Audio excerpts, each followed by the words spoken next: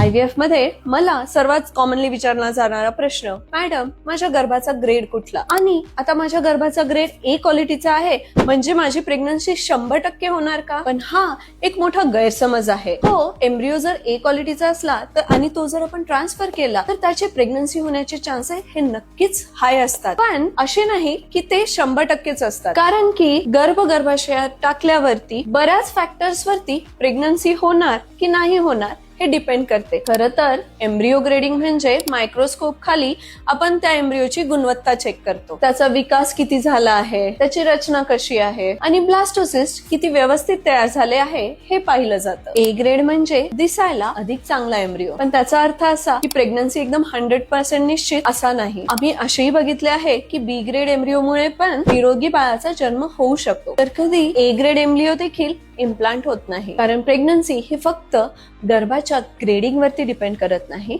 तर हे बऱ्याचशा कारणांवरती डिपेंड करते, जसे की स्त्री आणि पुरुष यांचं वय, गर्भाशयाची स्थिती, क्रोमोझोम्स आणि अनेक अशीच महत्वाची कारणं. तर हे लक्षात ठेवा, एम्ब्रिओ ग्रेडिंगचा खरा अर्थ समजला तर IVF बद्दलचे तुमचे सगळे गैरसमज दूर होतील.